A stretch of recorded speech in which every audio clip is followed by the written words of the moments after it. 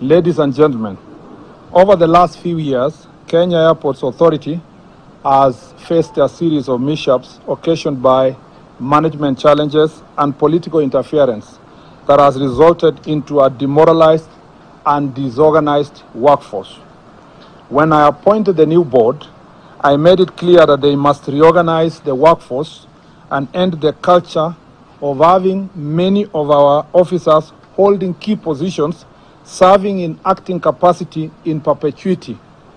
The board has done a great job in the reconstitution and reorganization of the Kenya Airports Authority. The institution has since begun the process of hiring permanent staff to take these positions in an exercise that will be concluded within the next 2 weeks. Pursuant to the challenges facing Kenya Airports Authority, we have made the following changes in consultation with the board of directors. By mutual consent, the contract of Mr. Alex Gitari, who has been the managing director of Kenya Airports Authority, has been terminated. In his place, Mr. Henry Ogoye, currently serving as the head of corporate planning, has been appointed to be the acting managing director of the Kenya Airports Authority. I want to emphasize the part of mutual consent. And you can see Mr. Gitari is here. And I want to take this opportunity to thank him for his sacrifice, commitment, passion, and the hard work he has done for this country. And that's why it was not difficult for us to reach a mutual agreement. By mutual consent again, the contract of Mr. Engineer Fred Odawa, who has been the General Manager, Project and Engineering Services, has been terminated.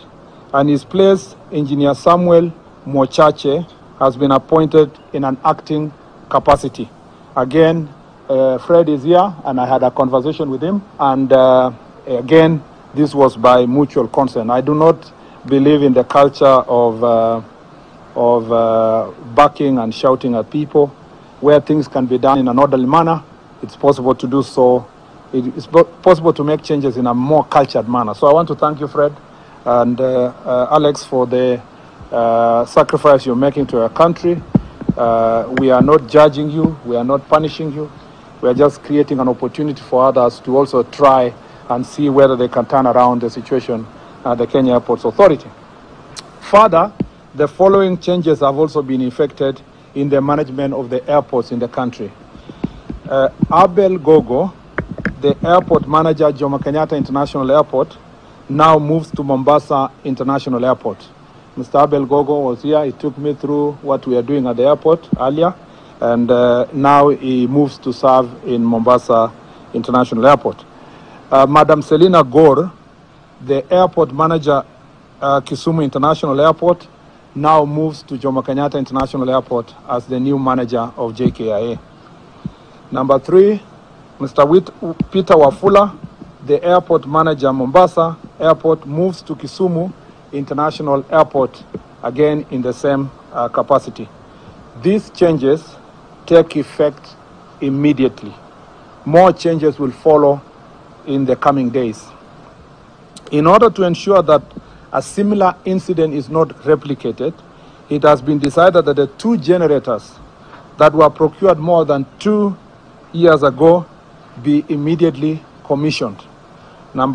Again, I have further directed the board to work on the staff attitude, mentorship, and motivation to improve productivity.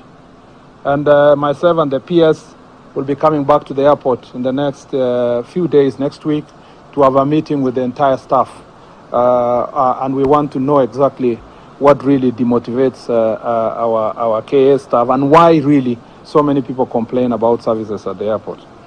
Number 3, I assure the country that the world that we have taken measures to enhance capacity of technical experts in the engineering department to ensure that such incidents do not occur.